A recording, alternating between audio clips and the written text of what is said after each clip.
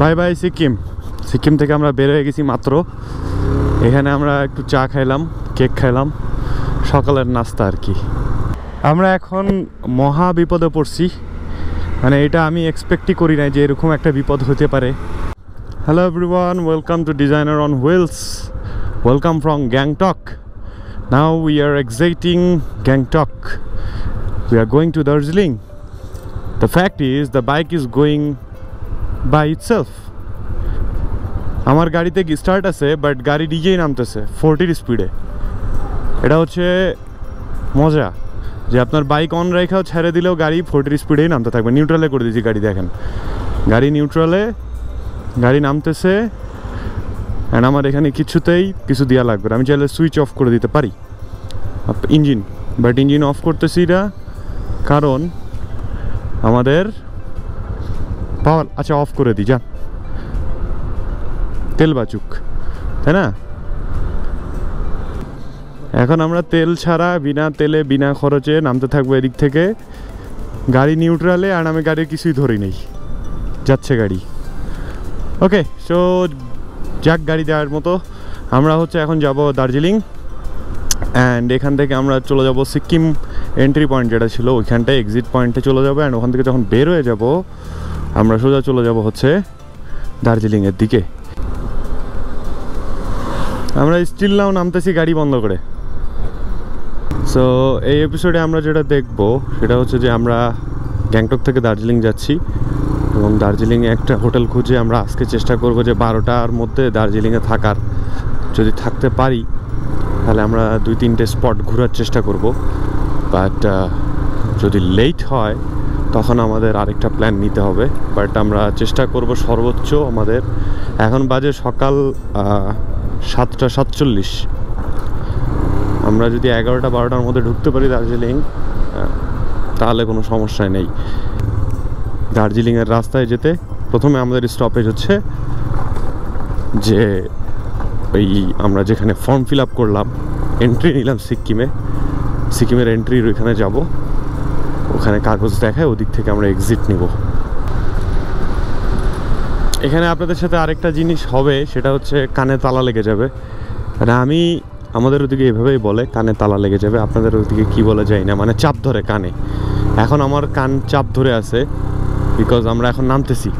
যখন আমরা গ্যাংটকের হাইটে ছিলাম প্রথম রাতে বহুত প্যারা খাইছি, মাথা ব্যথা উঠে গেছিলো, যেহেতু ওয়েদার অ্যাডজাস্ট হচ্ছিল না। আর রাতে ঘুমাইনি, 2 রাত ঘুম হয় নাই।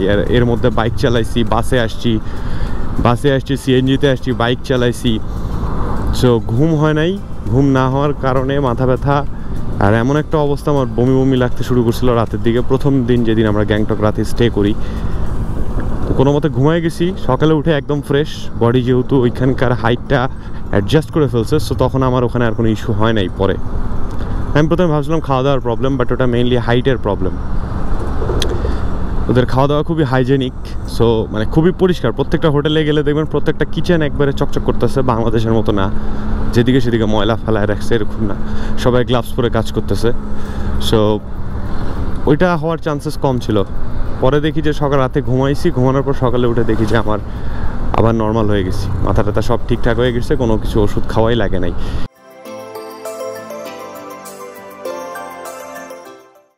ক্যামেরায় কেমন আসবে আই ডোন্ট নো। এই যে গাছের ফাঁক দিক দিয়ে দেখা যাচ্ছে পুরো মেঘ আর কুয়াশায় ঢাকা। এই যে উপরেরটা। আমরা এক্সিট পয়েন্টের কাছাকাছি চলে আসছি সিকিমের, আর 7.7 কিলোমিটার দূরে। এখান থেকে বের হয়ে আমরা যাব তিস্তা রিভারের ওইখানটায়, তিস্তা ব্রিজ, যেটা আপনাদের লাস্ট ভিডিওতে বা লাস্ট এপিসোডে দেখাইছিলাম।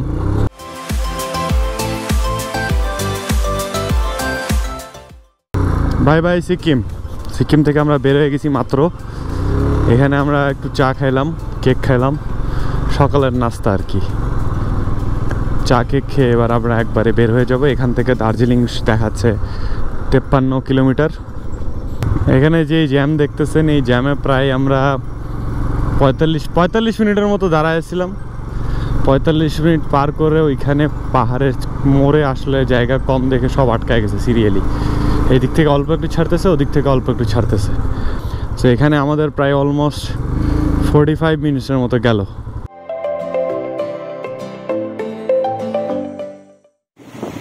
এটা হচ্ছে তিস্তা বাজার। তিস্তা বাজারের ভিতর দিয়ে আমরা এখন বের হয়ে যাবো একদম ওই রোড ধরে। মানে আমরা অ্যাকচুয়ালি ওই দিক দিয়ে তিস্তা ব্রিজ দিয়ে ঘুরে এসে এদিক দিয়ে শহরের ভিতরে ঢুকছি আর কি। আমরা একটু আগে একটি ইউটার্ন নিছি, ভুলে যাইতে হতো ওদিকে, যাইতে হবে এদিকে, আর আমরা চলে গেছিলাম এদিকে। এখন হাঁটে হাঁটে আবার উঠতেছি, এখন উল্টা দিকে যাবো।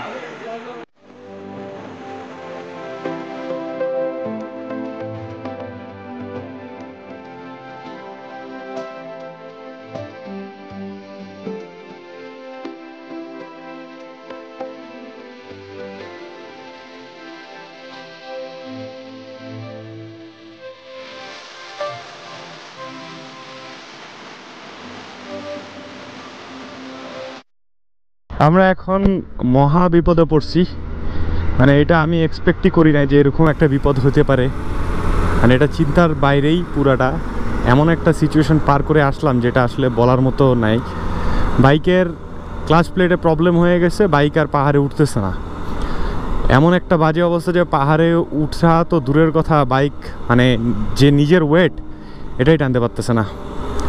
এখন বাজে হচ্ছে সকাল প্রায় 10:30-11টার মতো। অ্যান্ড আমরা ব্যাক যাচ্ছি শিলিগুড়িতে যাবো এখন আমাদের টার্গেট। অ্যান্ড শিলিগুড়িতে গিয়ে বাইক ফেরত দিয়ে যদি সময় পাই তাহলে দার্জিলিং আসবো, নাহলে দার্জিলিংয়ের ট্রিপ এবারের মতো ক্যান্সেল হয়ে যাবে। মানে এরকম একটা সিচুয়েশন ফেস করব আমি মানে ভাবিও নাই যে এরকম একটা প্রবলেম ফেস করব। সেখান থেকে শিক্ষণীয় বিষয় এটা হচ্ছে যে আপনারা যখন বাইক ভাড়া নেবেন তখন ড্যাম শিওর থাকেন যে পাহাড়ি এলাকায় আপনার একটা কিছু একটা হবে। এটা হচ্ছে রয়্যাল এনফিল্ড হিমালয়ান 411 সিসি। আমাকে বলছিল মানে অনেকজন বলছিল যে এক্সপালস নাও, নাও, এই নাও, সেই নাও। তো আমি ওইগুলো বললাম যে নিব না, কারণ এটা হচ্ছে 400 সিসির গাড়ি, পাহাড়ি এলাকায় সাপোর্ট বেশি দিবে। অ্যান্ড এটা বেসিক্যালি বানানোই হয়েছে ট্র্যাকিংয়ের জন্য, হাই রোড, অফ রোড, সব রোডের জন্য আর কি। বাট এটার যে এত বিশ্রী অবস্থা এটা বুঝি নেই এই মানে যে ভাড়া বাইকের। সেকেন্ডলি যখন বাইকে প্রবলেম হয়েছে আমরা চেক করলাম যে বাইক কত কিলো চলছে। অ্যান্ড টু আওয়ার আটার সারপ্রাইজ উই ফাউন্ড দ্যাট যে বাইক চলছে প্রায় 2.5 লাখ কিলোমিটার। একটা বাইক 2.5 লক্ষ কিলোমিটার চলা গাড়ি, মানে গাড়ি হইলেও মানা যায়, গাড়ি 2.5 লক্ষ কিলোমিটার ইঞ্জিন চেঞ্জ করে ফেললে ইটস নাথিং। বাট এর ইঞ্জিন 2.5 লক্ষ কিলোমিটার চলছে। তারপরে গাড়িটা আমরা পাইছি। সো গাড়ির ক্লাস প্লেট গেছে। এখন আমরা যাচ্ছি শিলিগুড়িতে, আবার ব্যাক করবো। এখানে ঠিক করার জায়গা আছে, বাট আমি আর রিস্ক নিব না যে ঠিক করে আবার ব্যাক যাব দার্জিলিংয়ে।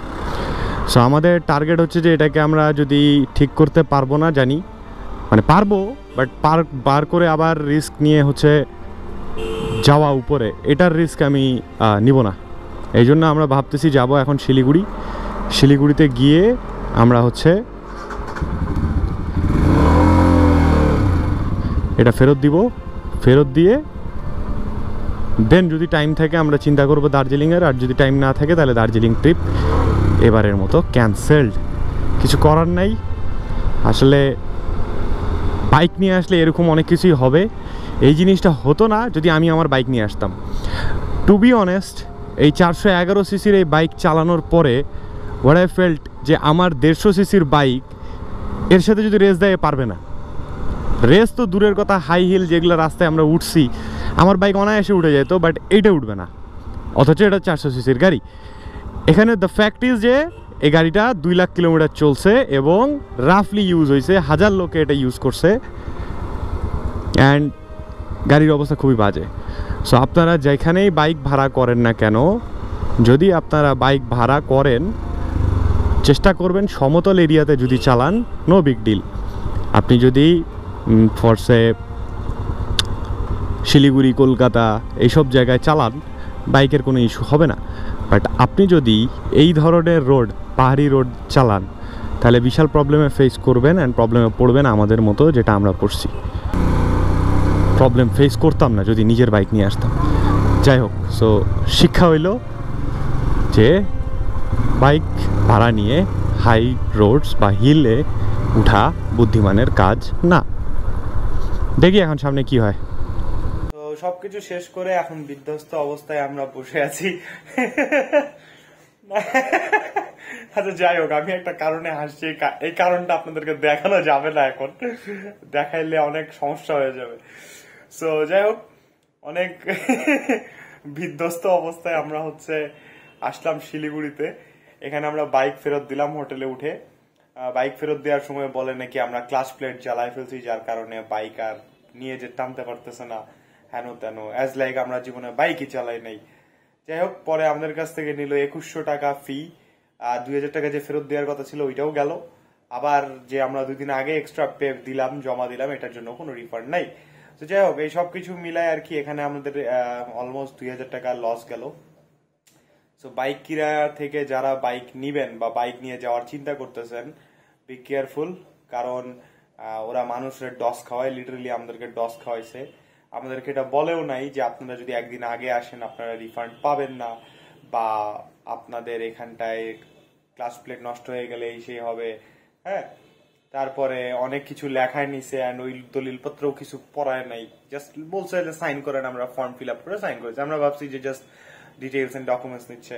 পরে ক্লাস প্লেটের অনেক ঝামেলা করছে, পরে আমরা টাকা দিয়ে দিছি। আমরা আর কোনো ঝামেলার মধ্যে যাই নাই, কারণ সারাদিন এই প্যারা খেয়ে দার্জিলিং ঘুরতে যাওয়ার মোমেন্টে যদি এগুলো হয় আর মানা যায় না। তো তারপরে বাইক দেওয়ার পরে আমরা সন্ধ্যাবেলায় 4টা-5টার দিকে আমরা লাঞ্চ টাঞ্চ করলাম আর কি। করে আমরা কয়েকটা শপিং মলে গেলাম, শপিং করলাম, জিনিসপত্র কিনে টিনে। আবার এদিকে একটা শপিং মল আপনাদের নাম করা যে 3টা আছে, ভেগা মল, তারপরে কসমস মল, আরেকটা হইতেছে সিটি সেন্টার। সিটি সেন্টারে যাই নাই, ভেগা মল আর কসমস মলে গিয়ে শপিং করলাম।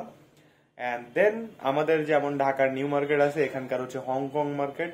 তো এখানকার হংকং মার্কেটে আসলাম, এন্ড আমি পরে জানতে পারলাম যে হংকং মার্কেট থেকে আমার হোটেলে হেঁটে আসা যায়। তো আর কি হংকং মার্কেটে কেনাকাটা করে আমরা এখন বাসায় মানে হোটেলে আসলাম আর কি। সো বেসিক্যালি আজকের জার্নিটা টার্গেট করছিলাম দার্জিলিং যাব, ঘুরে আবার শিলিগুড়ি চলে আসছি। বাইক নষ্ট হয়ে গেছে, অ্যান্ড একদিক দিয়ে ভালো হয়েছে যে আমাদের সব শপিং টপিং শেষ। এখন আমরা কালকে সকালে আবার সব জিনিসপত্র নিয়ে চলে যাব দার্জিলিং জিপে করে। সো ট্রাভেল প্ল্যান চেঞ্জ, এখন আমরা বেসিক্যালি জিপে যাব। সো আমরা কিসে চড়লাম এখন পর্যন্ত? আমরা সিএনজিতে চড়ছি, রিক্সায় চড়ছি, প্রাইভেট কারে উঠলাম, বাইকে উঠলাম, কালকে জিপে উঠবো। হ্যাঁ, সো অলমোস্ট যতগুলো ট্রান্সপোর্ট আছে এখানে সবগুলোতে উঠে ফেলাইছি। টোটোতে উঠছি।